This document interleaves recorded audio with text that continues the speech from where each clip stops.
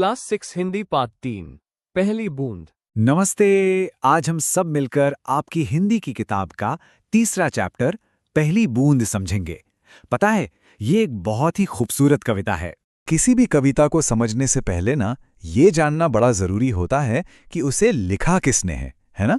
तो चलिए सबसे पहले इस कविता और इसके कवि के बारे में थोड़ी बात करते हैं। सुनिए जरा।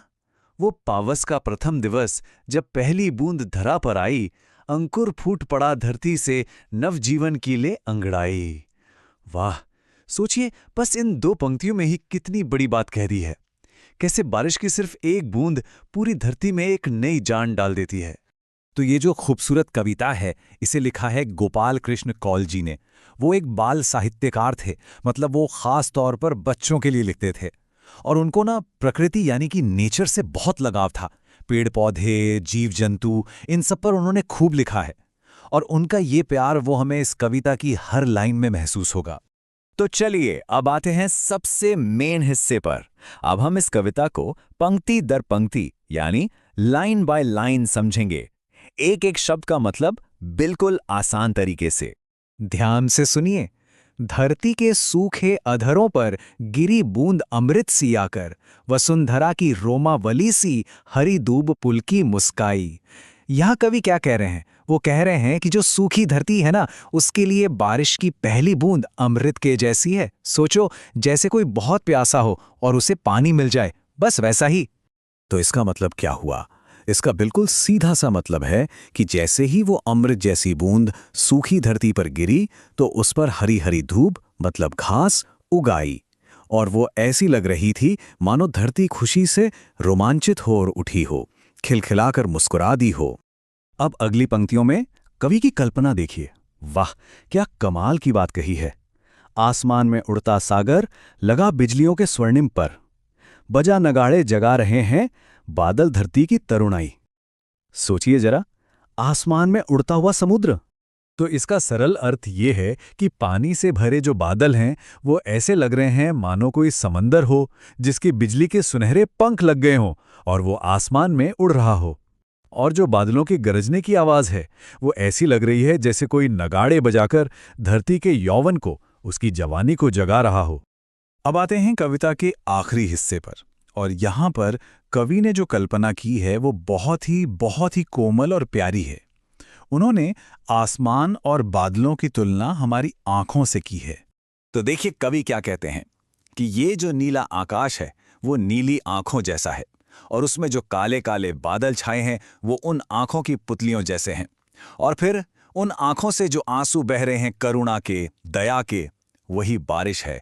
और यही बारिश धरती की जो बहुत पुरानी प्यास थी उसे बुझा रही है। ठीक है, तो हमने कविता का मतलब तो समझ लिया। अब कुछ ऐसे शब्द देखते हैं जो शायद थोड़े मुश्किल लगे होंगे। जब हम इन शब्दों का मतलब समझ जाएंगे तो कविता और भी अच्छी लगेगी। तो एक शब्द है तरुणाई।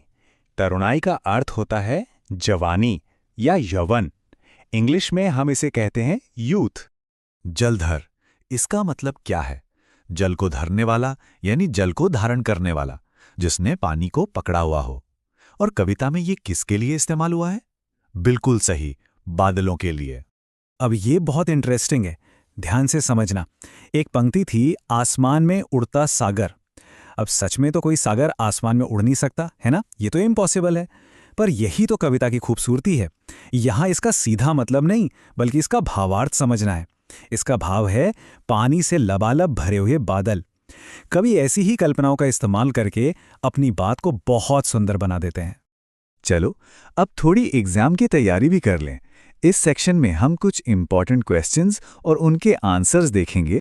हाँ, तो ये मिलान कीजिए वाला क्वेश्चन बहुत इंपॉर्टेंट है। चलिए साथ में करते हैं। पहली पंक्ति, आसमान में उड़ता सागर, इसको किससे मिलाएंगे? बिल्कुल, बादल से। फिर है बजा नगाड़े, इसका मतलब है मेघ गर्जना यानी बादलों का गरजना। नीले नैनो सा, ये किसके जैसा था? आकाश, सही। और आखिर में वसुंधरा की रोमावली सी, इसका मतलब है हरी दूब। अच्छा, एक और बहुत जरूरी क्वेश्चन है। कविता में आकाश और बादलों को किसके जैसा बताया गया है? जरा याद करने की कोशिश करो।